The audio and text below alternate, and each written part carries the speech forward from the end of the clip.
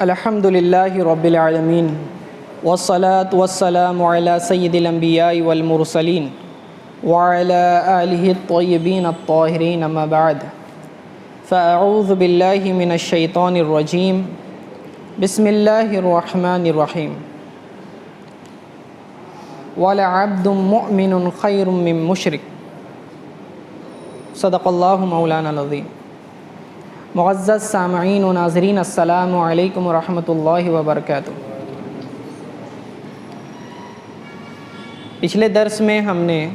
رسول اللہ صلی اللہ علیہ وسلم کی سیرت طیبہ کا وہ حصہ ملاحظہ کیا جس میں دائی حلیمہ رضی اللہ تعالی عنہا نے رسول اللہ صلی اللہ علیہ وسلم کی پرورش کی، انہیں دودھ پلایا،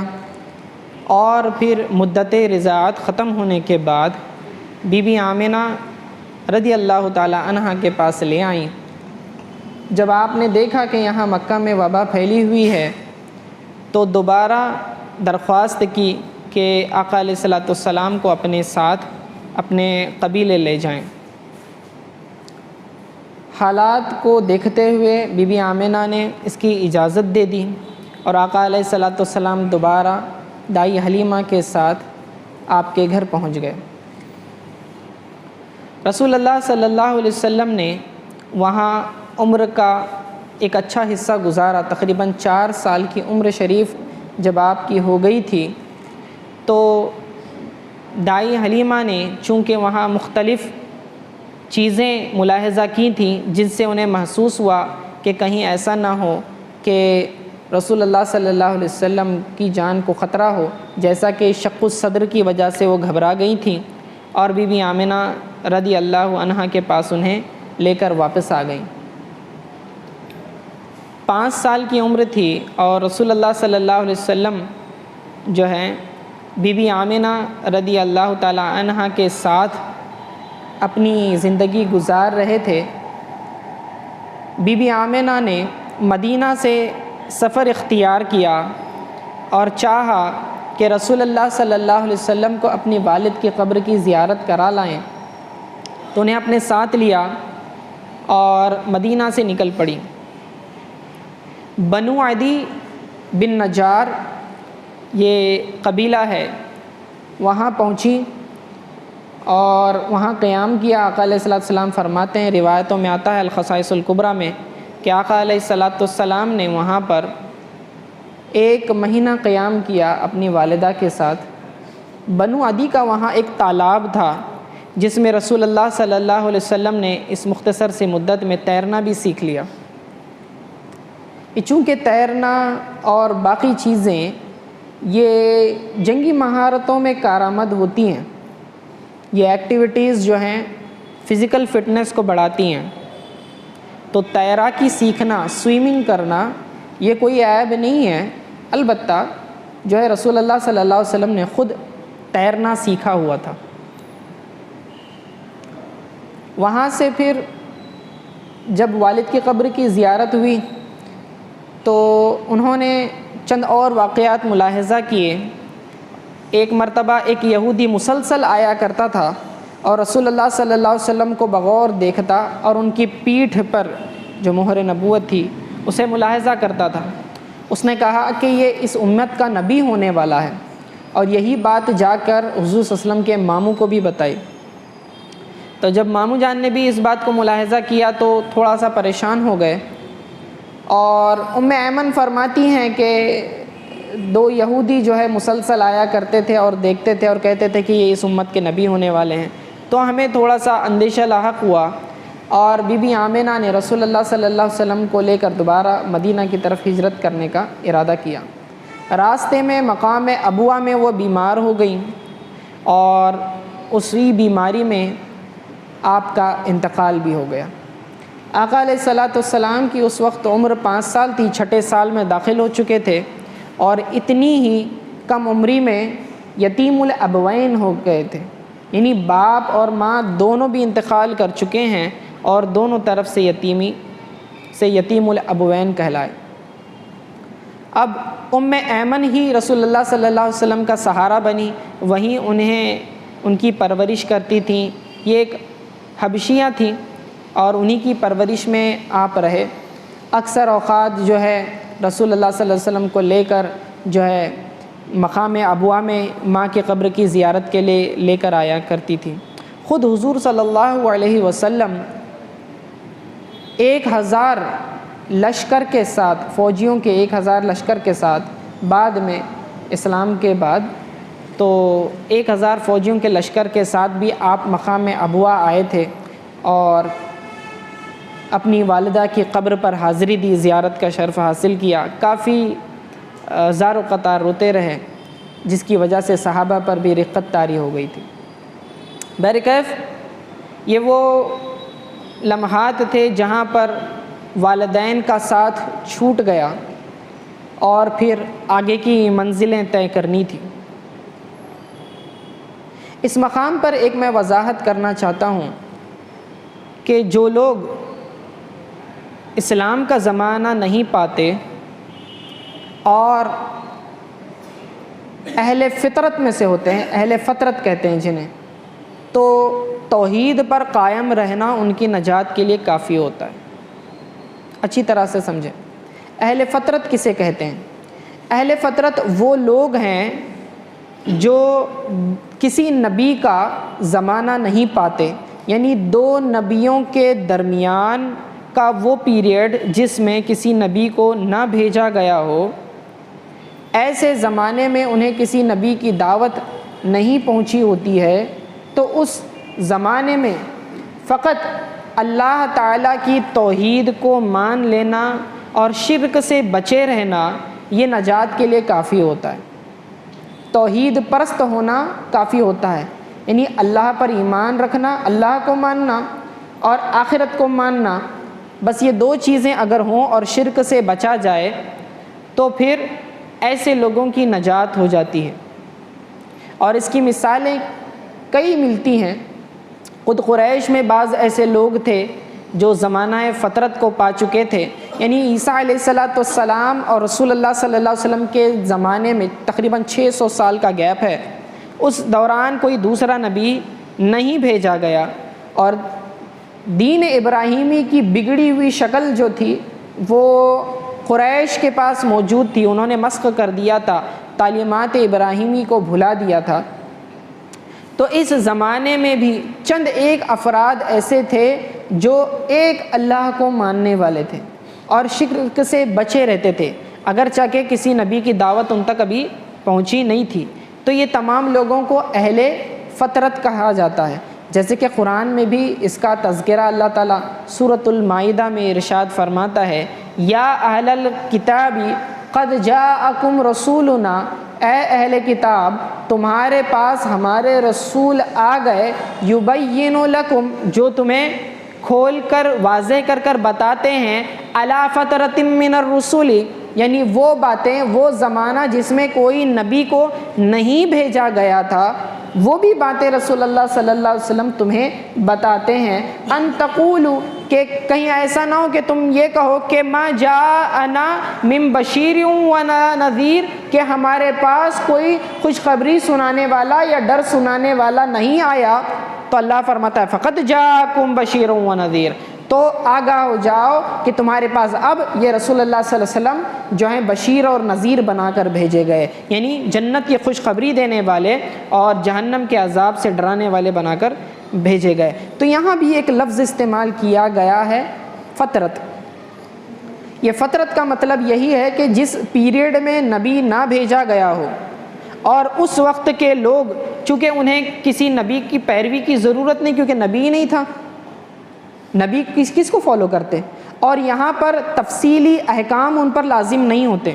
جس طرح سے ہم تفصیلی عبادات کرتے ہیں اور دوسرے تفصیلی احکام ہوتے ہیں، یہ ان پر لازم نہیں ہوتے کیونکہ اس نبی کی تعلیم ان تک پہنچی نہیں ہوتی ہے. تو یہ اہل فطرت کہلاتے ہیں، اور اہل فطرت میں اگر وہ لوگ توحید پر ہوں تو ان کی نجات کے لیے کافی ہوتا ہے. یہ اچھی طرح سے یاد رکھیں. تو رسول اللہ صلی اللہ علیہ وسلم کے والدین کریمین یہ زمانہ فطرت کے لوگ ہیں، کیونکہ رسول اللہ صلی اللہ علیہ وسلم ابھی بالغ نہیں ہوئے تھے، بچپن میں ہی ان لوگوں کا انتقال ہو گیا تھا، اور اس سے پہلے انہیں کوئی نبی کی تعلیم نہیں پہنچی تھی. اسی لیے یہ لوگ اہل فطرت کہلاتے ہیں، اور اس اعتبار سے انہیں مومن مانا جائے گا اور جو ہے جہنمی نہیں کہا جائے گا۔ بعض وہ لوگ ہیں جو رسول اللہ صلی اللہ علیہ وسلم کے والدین کے ایمان پر طنز کرتے ہیں، کہتے ہیں کہ یہ ایمان والے لوگ نہیں ہیں، مشرکین میں سے معاذ اللہ۔ ہرگز ایسا نہیں ہے، بلکہ اس کے اوپر قرآن و حدیث سے دلائل موجود ہیں کہ آپ اہل ایمان میں سے تھے۔ پہلی دلیل تو میں نے یہ بتا دی کہ وہ اہل فطرت سے ہیں، اور اہل فطرت والوں کے لیے کسی نبی پر ایمان لانا ضروری نہیں ہوتا، کیونکہ توحید ایک ایسی چیز ہے جو عقل سے سمجھی جا سکتی ہے، یعنی کہ پورے کائنات کے نظام میں غور و فکر کیا جائے تو ایک عقل مند یہ سمجھ جائے گا کہ اتنا بڑا سسٹم جو چل رہا ہے یہ کسی چلانے والے کی وجہ سے چل رہا ہے، اتنا بڑا سسٹم آٹومیٹک نہیں چل سکتا، اس کا کوئی پیدا کرنے والا بھی ہے اور مینٹین کرنے والا بھی ہے۔ تو بس وہ ذات جو تمام کائنات کو پیدا کی ہے جس نے، اسی کو ہم مانتے ہیں، یہی توحید تھا، یہی توحید ہے۔ اور چونکہ اس نے ہمیں دنیا میں ساری نعمتیں دی ہوئی ہیں اور ہر قسم کی بینیفٹس ہم اٹھاتے ہیں، اب اچھے کام کرنا ہر ایک کو پسند اور برے کام کرنے سے لوگ نفرت کرتے ہیں، تو یہ عقلی طور پر اچھے کام کرنا، برے کام کرنا، اس چیز کا جزا اور سزا کا تصور ہونا چاہیے، کیونکہ دنیا میں بعض وہ لوگ ہوتے ہیں جو زندگی بھر اچھے کام کرتے ہیں لیکن غریبی میں زندگی گزارتے ہیں، اور بعض وہ لوگ ہوتے ہیں جو گناہ کرتے جاتے ہیں، ظلم کرتے جاتے ہیں لیکن امیری میں زندگی گزارتے ہیں۔ تو انصاف کا کوئی ایک نظام ہونا چاہیے، ایک سسٹم ہونا چاہیے جہاں غریبوں کو بھی جو ہے ان کا حصہ ملے، حساب ملے، کہ ان کی نیکی ویسٹ نہ ہو اور جنہوں نے ظلم کیا وہ بچ نہ جائیں۔ تو عقل اس بات کا تقاضا کرتی ہے کہ کوئی ایک سسٹم ہونا چاہیے جو ان تمام لوگوں کا حساب و کتاب برابر کرے، اور یہ آخرت پر ایمان ہے، ٹھیک ہے۔ اب رسول اللہ صلی اللہ علیہ وسلم کے یہ جو والدین کریمین ہیں، اہل سنت کا یہ متفقہ فیصلہ ہے کہ یہ اہل ایمان میں سے ہیں، اہل ایمان میں سے ہیں۔ جیسے کہ قرآن مجید میں آیت ہے کہ مومن غلام مشرک آزاد سے بہتر ہے۔ عربوں میں جو غلام ہوتا تھا اسے جو سلیوز ہوتے، سلیوری جسے کہتے ہیں، جو سلیوز ہوتے، غلام ہوتے تھے، انہیں بہت نچلے درجے کا سمجھا جاتا تھا، ایک دم گئے گزرے، حتیٰ کہ انہیں ایک ایسٹ کی طرح خریدا بیچا جاتا تھا، اتنا زیادہ ان پر ظلم رہتا تھا۔ اور کافر مشرک ہوتا تو آزاد ہوتا تو اپنے آپ کو اس سے بہتر تصور کرتا۔ تو اللہ نے فرما دیا اللہ کے نزدیک تمہاری امیری غریبی کا اعتبار نہیں ہے، تمہارے رنگ و روپ کا، تمہاری بول چال کا اعتبار نہیں ہے، بلکہ تمہارے نسب کا بھی اعتبار نہیں، بلکہ صرف اور صرف تمہارا ایمان، تمہارا تقوی اللہ تعالیٰ کے نزدیک معتبر ہے۔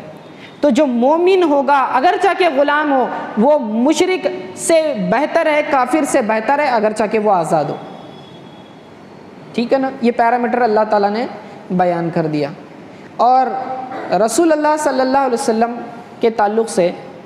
یہ احادیث میں موجود ہے کہ آقا علیہ بخاری شریف کی حدیث ہے، آقا علیہ الصلوۃ والسلام فرماتے ہیں کہ میں قرنن بعد قرنن، زمانے کے بعد زمانہ، ہر زمانے کے بہتر زمانے میں بھیجا گیا ہوں، حتیٰ کہ میں اس زمانے میں پیدا ہوا، بہتر زمانے میں، ٹھیک ہے۔ اور بہتر نسب کے اعتبار سے ہوتا ہے، تو چونکہ والدین کریمین رسول اللہ صلی اللہ علیہ وسلم کے نسب کے اعتبار سے افضل ہیں، اسی لیے جو ہیں وہ بہترین زمانہ کہلائے گا، ٹھیک ہے۔ اور دوسری دلیل اس پر یہ ہے کہ رسول اللہ صلی اللہ علیہ وسلم کی ایک حدیث ہے جسے مولا علی کرم اللہ وجہ الکریم نے روایت کیا ہے، جسے مصنف عبد الرزاق نے اور ابن المنذر نے صحیح حدیث نقل کرتے ہوئے ارشاد فرمایا کہ ہر زمانے میں 7 لوگ مسلمان ہوتے ہیں، اور یہ زمانہ کبھی خالی نہیں ہوتا، ہر زمانے میں کم از کم 7 لوگ 7 پیپل مسلمان ہوتے ہیں، جن کی وجہ سے اگر یہ نہ ہو تو مولا علی فرماتے ہیں کہ زمین اور اہل زمین تمام کے تمام ہلاک کر دیے جائیں۔ اسی طرح ابن عباس کی روایت ہے کہ نوح علیہ السلام کے بعد ہر زمانے میں 7 افراد مسلمان ہوتے ہیں جن کی وجہ سے زمین والوں پر عذاب ٹالا جاتا ہے، یعنی دور کیا جاتا ہے۔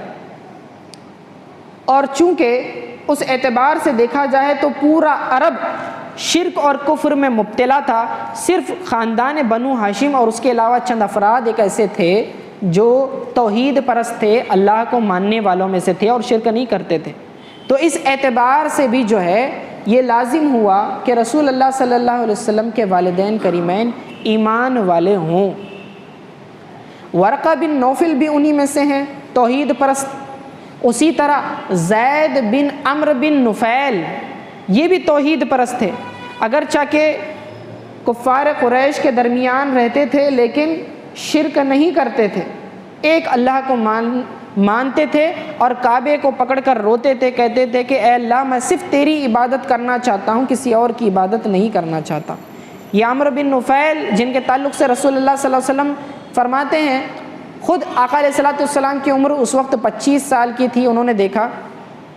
کہ ایک مرتبہ دعوت کی گئی جس میں زید بن عمرو بن نفیل کو بلایا گیا، تو آپ دعوت کے کھانے سے اٹھ کھڑے ہوئے جب انہیں پتہ چلا کہ یہ جو کھانا ہے گوشت مشرکین کیا کہتے ہیں بتوں کے نام پر ذبح کیا گیا جانور ہے، تو انہوں نے کہا کہ میں بتوں کے نام پر ذبح کیا ہوا جانور نہیں کھاؤں گا، یہ کہہ کر وہ دعوت سے اٹھ گئے تھے۔ معلوم ہوا کہ اتنے کفر اور شرک کے ماحول میں بھی چند افراد وہ تھے جو اپنی ایمان کی ڈگمگاتی ہوئی شمعوں کو لے کر گھوم رہے تھے، اور یہ حدیث کا اطلاق اس بات پر ہوتا ہے جیسے فرمایا کہ ہر زمانے میں 7 افراد جو ہوتے ہیں ایمان والے ہوتے ہیں، تو ان میں سے یہ چند افراد تھے گنے چنے، اس سے بھی یہ دلیل پکڑی جاتی ہے۔ چوتھی دلیل یہ جو آیت کریمہ میں نے پڑھی اور اس کے بعد سورۃ الشعراء میں بھی اللہ رب العزت ارشاد فرماتا ہے وَتَوَكَّلْ عَلَى الْعَزِيزِ الرَّحِيمِ، اور اے حبیب صلی اللہ علیہ وسلم آپ جو ہیں بھروسہ کریں، توکل کریں غالب مہربان ذات پر، یعنی اللہ رب العزت پر بھروسہ کریں۔ الَّذِي يَرَاكَ حِينَ تَقُومُ، وہ ذات جو آپ کو اس حال میں دیکھتی ہے جب آپ راتوں میں کھڑے ہو کر تہجد کی نماز ادا کرتے ہیں۔ وَتَقَلُّبَكَ فِي السَّاجِدِينَ، اور اس وقت بھی اللہ تعالیٰ آپ کو دیکھ رہا تھا جب آپ سجدہ کرنے والوں میں پلٹے جا رہے تھے، یعنی منتقل ہو رہے تھے۔ اس کا کیا مطلب اس آیت کا؟ یعنی کہ اللہ رب العزت نے حضور صلی اللہ علیہ وسلم کو سجدہ کرنے والے لوگوں کے اندر منتقل کرتا گیا۔ خود ایک حدیث میں آقا علیہ السلام فرماتے ہیں کہ میں پاک باپوں کی پیٹھ سے پاک ماؤں کے رحموں میں منتقل کیا گیا ہوں، یعنی پاکیزہ باپوں کے نسب سے ہوں اور پاکیزہ ماؤں کے بطن میں پہنچا، اس طرح سے نور محمدی منتقل ہوتا رہا۔ تو یہ تمام کے تمام، اور اللہ کیا فرماتا ہے آپ کو ہم سجدہ کرنے والوں میں پلٹتے ہوئے دیکھ رہے تھے،